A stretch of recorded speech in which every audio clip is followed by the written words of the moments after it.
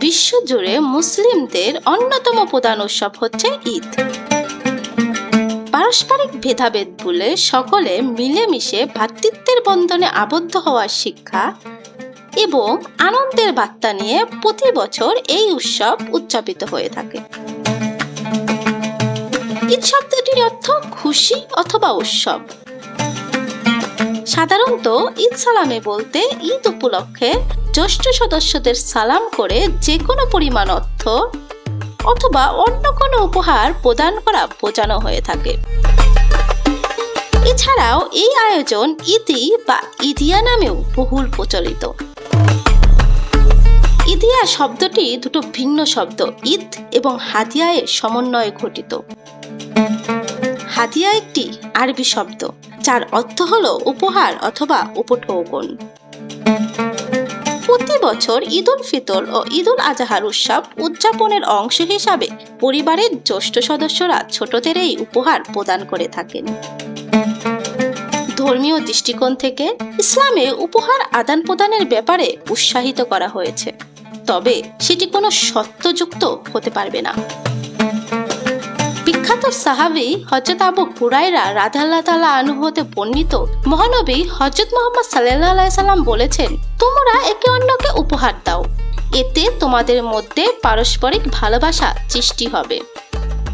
সূত্র আল আদাবুল মুফরাদ হাদিস নং 594। কয়েকজন হাদিস বিশারদ এই হাদিসকে মানের দিক থেকে হাসান বলেছেন। ঈদ সালামি প্রচলনের ইতিহাস নিয়ে ঐতিহাসিকদের মধ্যে মতভেদ রয়েছে। কোন ঐতিহাসিকের মতে মধ্যযুগের শুরুর দিকে ঈদ সালামি প্রদানের সূচনা হয়। ফাতেমীয় খেলাফতের সময়ে সমাজের শিশু কিশোর এবং বয়স্ক অধিবাসীদের অর্থ, মিষ্টান্ন জাতীয় খাবার অথবা পোশাক উপহার দেওয়া হয়। পরবর্তীতে আনুষ্ঠানিকভাবে মামলুক সাম্রাজ্যের আমলে পোশাক পরিচ্ছদ ক্রয় করার জন্য ঈদের সময় একটি নির্দিষ্ট পরিমাণ নগদ অর্থ প্রদান করার প্রচলন ঘটে। এই আর্থিক বরাদ্দের পরিমাণ ব্যক্তিভেদে আলাদা হতো এবং তা একজন ব্যক্তির সামাজিক মর্যাদা ও গুরুত্ব অনুযায়ী নির্ধারণ করা হতো। এরই ধারাবাহিকতায় ওসমানীয় সাম্রাজ্যের শেষ দিকে এসে এই প্রথা ব্যাপকভাবে পারিবারিক পরিসরে বিকশিত হয়। এই সময় থেকে পরিবারের মাতা, পিতা ও জ্যেষ্ঠ সদস্যদের কাছ থেকে শিশুদের নগদ অর্থ উপহার পাওয়ার প্রচলন সর্বত্র ছড়িয়ে পড়ে।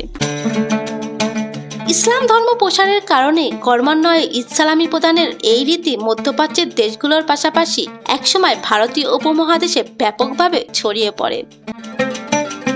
বর্তমানে এটি একটি সামাজিক রীতি এবং ঐতিহ্যের বিষয় হয়ে দাঁড়িয়েছে। এই সালামি যে কোনো পরিমাণ নগদ অর্থ অথবা অন্য কোনো উপহার হতে পারে। সাধারণত কোনো বিয়ের অনুষ্ঠান, আকিকা এবং সুন্নতে খতনা অনুষ্ঠানে আমন্ত্রিত অতিথিরা খুশি হয়ে নগদ অর্থ বা অন্য কোনো বস্তু উপহার দিয়ে থাকেন। একেই বলা হয় সালামি। অন্যান্য উৎসবের মতো ঈদকে কেন্দ্র করে শিশুদের মধ্যে উৎসাহ এবং আনন্দের মাত্রা সবচেয়ে বেশি থাকে।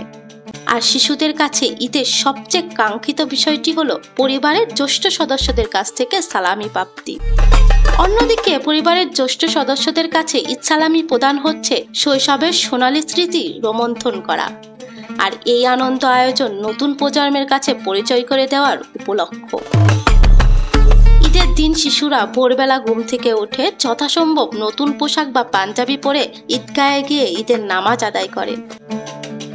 ঈদের নামাজ আদায়ের পর কোলাকুলি করে ভ্রাতৃত্বের বন্ধনে আবদ্ধ হওয়ার পরেই শিশুরা পরিবারের জ্যেষ্ঠ সদস্যদের সালাম করে সালামি প্রদানের জন্য আবদার জানিয়ে থাকে।